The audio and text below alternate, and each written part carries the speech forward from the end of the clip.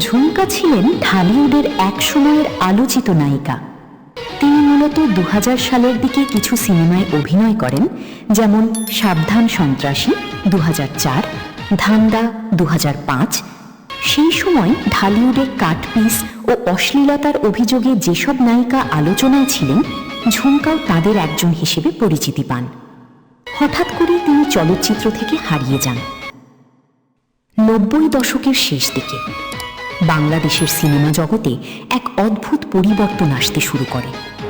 গল্পের চেয়ে বেশি গুরুত্ব পেতে থাকে ভিন্নধর্মী উপস্থাপন, আর সেই সময়েই উঠে আসে এক বিতর্কিত নাম, ঝুমকা। হ্যাঁ, সেই ঝুমকা, যিনি খুব অল্প সময়ের মধ্যেই হয়ে উঠেছিলেন আলোচনার কেন্দ্রবিন্দু। কেউ বলতো তিনি সাহসী অভিনেত্রী, আবার কেউ বলতো তিনি বাংলা সিনেমার বিতর্কের আর এক নাম। কিছু সিনেমায় অভিনয় করেই তিনি পৌঁছে যান জনপ্রিয়তার চূড়ায়। কিন্তু প্রশ্ন হচ্ছে, হঠাৎ করেই কেন হারিয়ে গেলেন এই নায়িকা? কোথায় আছেন আজ সেই ঝুমকা? আজকের ভিডিওতে আমরা জানব এক সময়ের আলোচিত ও রহস্যে ঘেরা নায়িকা ঝুমকার অজানা জীবন কাহিনী। ঝুমকার গল্পটা শুধু একজন নায়িকার গল্প নয়, এটা সেই সময়ের গল্প যখন বাংলা সিনেমা এক কঠিন পরিবর্তনের মধ্য দিয়ে যাচ্ছিল। কেউ সেই স্রোতে ভেসে গিয়েছিল, আবার কেউ হারিয়ে গিয়েছিল সময়ের অন্ধকারে। ঝুমকাও হয়তো সেই হারিয়ে যাওয়া নামগুলোর একটি, কিন্তু তার নাম এখনো উচ্চারিত হয় কৌতূহল নিয়ে, প্রশ্ন নিয়ে, আর হয়তো কিছু না বলা গল্প নিয়ে। আপনার কি মনে হয়, ঝুমকা কি সত্যিই ভুলে যাওয়ার মতো একজন নায়িকা, নাকি তার গল্প এখনো বলার বাকি আছে? কমেন্টে আপনার মতামত জানাতে ভুলবেন না। এমন অজানা, রহস্যময় এবং বাস্তব জীবনের গল্প জানতে এখনই চ্যানেলটি সাবস্ক্রাইব করুন, কারণ আমরা তুলে ধরি সেই সব গল্প যা সময়ের আড়ালে হারিয়ে গেলেও মানুষের মনে এখনো বেঁচে আছে। আর হ্যাঁ, আপনি যদি 90 দশকের আরও কোনো ভুলে যাওয়া নায়িকার গল্প জানতে চান, তাহলে সেটাও কমেন্টে লিখে জানান। চলচ্চিত্র যখন অশ্লীলতার ছোবলে জর্জরিত, নায়িকা ঝুমকার ক্যারিয়ার তখন একাদশে বৃহস্পতি। কয়েক বছরে তিনি 250-এর মতো সিনেমায় অভিনয় করেন। বিশেষ করে শাহিন আলম ও মেহেদীর সঙ্গে জুটি বেঁধে সর্বাধিক সিনেমায় কাজ করেছেন ঝুমকা। তবে শাহিন আলমের চেয়ে মেহেদীর সঙ্গে ঝুমকার কদর ছিল দর্শকদের কাছে বেশি। দীর্ঘদিন ধরে কোনো খোঁজ নেই চিত্রনায়িকা ঝুমকার। তিনি কোথায়, কেমন আছেন জানার চেষ্টা করেছেন এই প্রতিবেদক।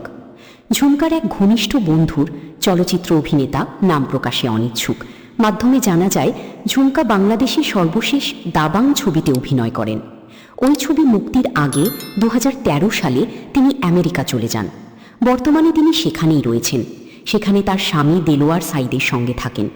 ঝুমকা ও সাইদ দম্পতির রয়েছে একজন পুত্র সন্তান। ঝুমকার ওই বন্ধু জানান, সেখানেই স্বামী ও সন্তান নিয়ে স্থায়ী হয়েছেন ঝুমকা। দেশে ফেরার ইচ্ছে নেই তার।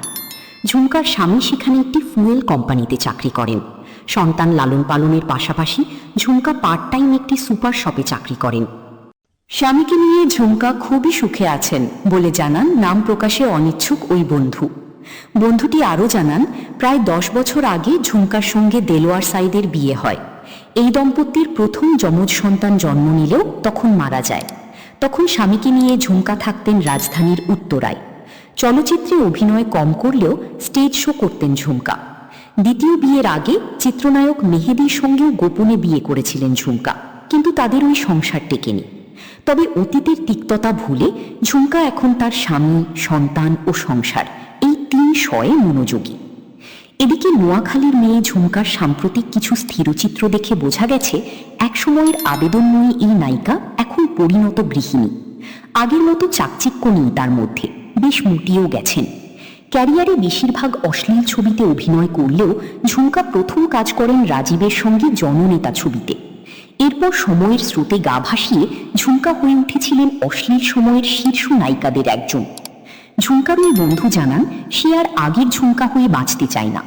দেশে থাকলে তাকে নিয়ে ছবি বানানোর জন্য পরিচালক, প্রযোজকরা যোগাযোগ করতেন। সেজন্য সপরিবারে আমেরিকা প্রবাসী হয়েছেন ঝুমকা। ভবিষ্যতে একমাত্র পুত্রকে মানুষ করে গড়ে তোলাই ঝুমকার মূল উদ্দেশ্য। পাশাপাশি নিজের সংসারকে তিনি আগলে রাখতে চান।